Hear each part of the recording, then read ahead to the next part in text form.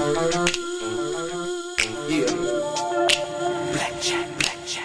Life is like a game of cards. It's not what you dealt, but how you play it.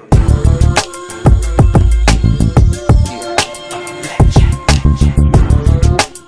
To play each situation correctly. I remember they used to laugh at a brother. Welcome back, guys. Welcome back. It's your boy DELRAY, Richardson, platinum artist, platinum songwriter, Straight Game TV. Thank you for tuning in. Hit the thumbs up button. It's very much appreciated. Subscribe to the channel if you haven't already. That's very much appreciated. And if you want to be one of the first people notified when I drop some of this straight game, hit the bell notification, and so that you can get an alert when I drop a video. I'm going to get right into it. This question right here comes from a young man from Memphis, Tennessee. And the question is who did Suge Knight feel like was responsible for him and Tupac being shot that night in Vegas? Very good question.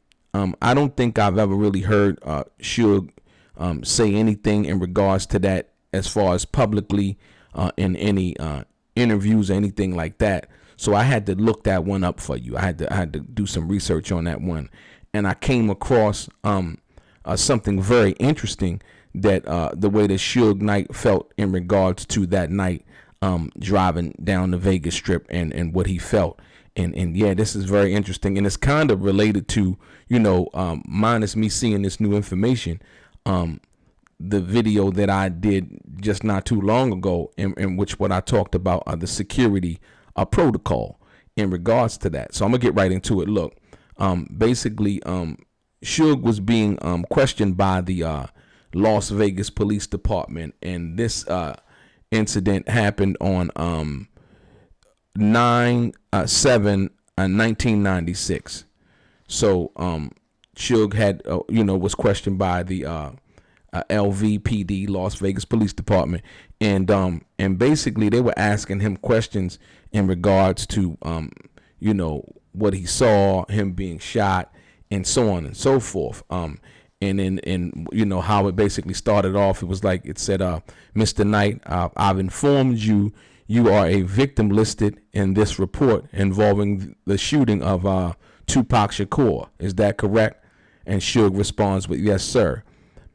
And you understand that we are not here to question you as a suspect, but as a victim and a witness to get your side of the story on what happened that night, correct?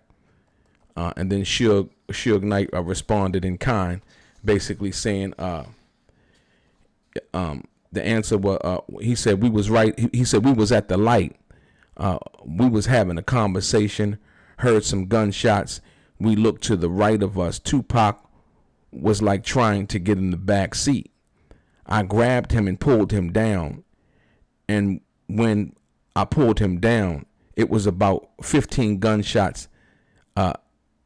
They hit my head. That's what Suge said in this statement.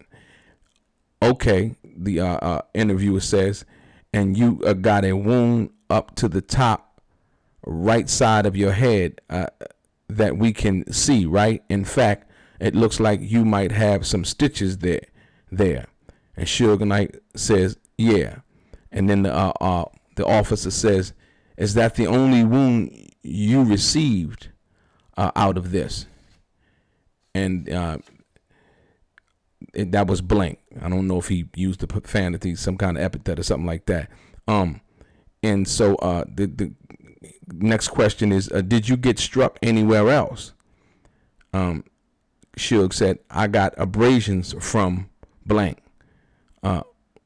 Where were those locations on your body? And Suge Knight answered, shoulder, chest, shoulder, back of the neck. The interviewer says, okay, but there are just abrasions, you say. You weren't actually having bullets entering your body, is what you're saying. And the answer, that one is blank also. The question then goes on to, were the windows down on your car? And Suge says, yes, they were. Another question says, did you see where these gunshots were coming from? And Suge Knight said, no, I didn't. And the question goes, it said, did you look where the noise was coming from? And Suge Knight says, yeah, I looked and grabbed Tupac and pulled him down and covered him up. And then the next question is, how many shots do you think were fired?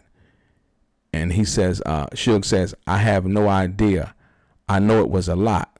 And the question says, prior to the shots being fired, did anybody yell anything outside of your car towards you? And Suge Knight says nothing.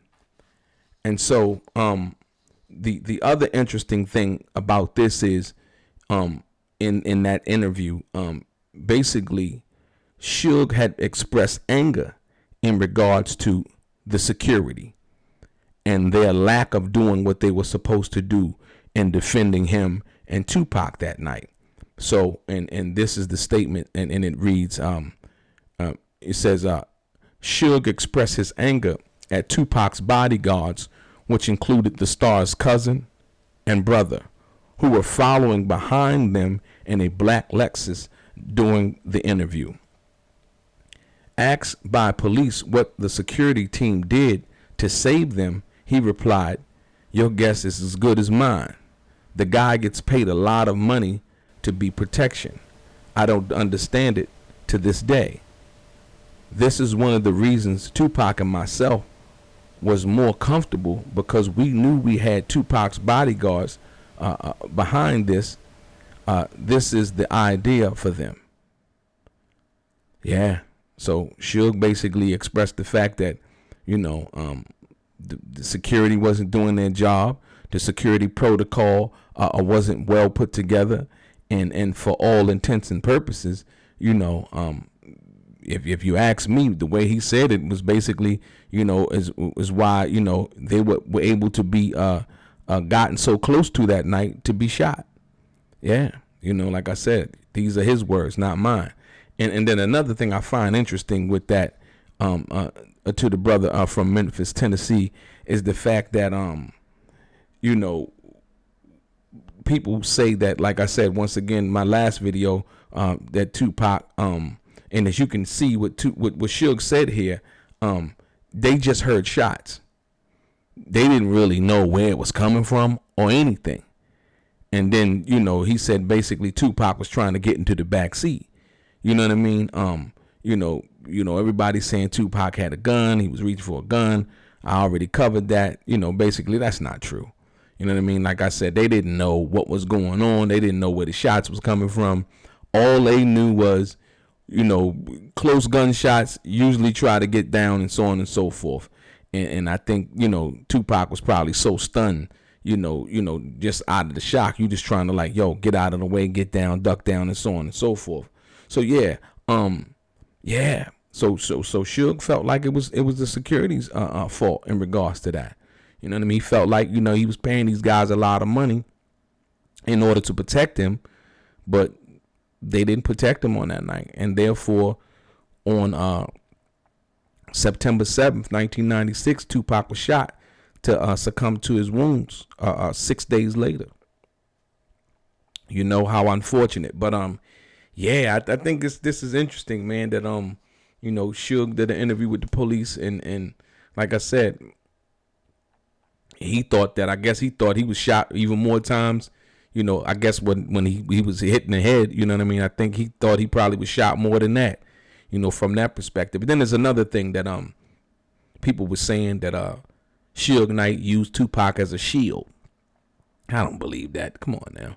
You know what I mean?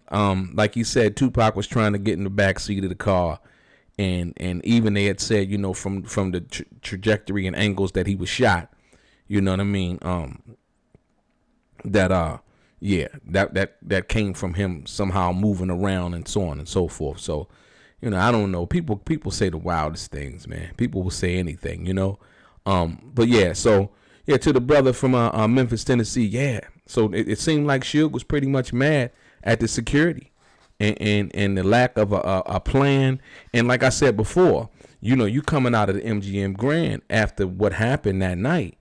And I don't understand how, Tupac was even allowed to ride in the car with Suge, like you said, and also in this these questions, Suge basically said the window was down. Why was the window down? You know what I mean? Like, people want to be seen, and as you can see in that picture, with the last picture that was taken of Tupac before he died, you can see that the window was down. You know what I mean? I don't know, was that, you wanted people to see you, you know what I mean, or see y'all or whatever. I know it'd be hot in Vegas sometimes and so on and so forth. But at this particular time of the year in September, it's pretty, and it's give or take, but in September in Las Vegas, it's usually pretty chilly at night. You know what I mean? Probably like, 60s, in the 60 degrees or something like that. You know what I mean? And as you can see, Suge had, I believe that was a Coogee sweater that he had on. You know what I mean? So that just goes to show you that it was a little bit chilly. But Tupac on the other end, he had on a jersey. You know what I mean? And just doing him. So yeah. But it's pretty interesting, man. So I think that Suge felt like it was the security's fault. You know what I mean? The lack of a protocol, the lack of a plan, the lack of being able to state and have the authority to be able to give direction to Tupac as a client and to protect him like he was supposed to be protected. So, I think that Suge sees it, because everybody has their own perspective and how they see things. I think Suge, from his own words, has saw it from that perspective. Your boy DELRAY, straight gang.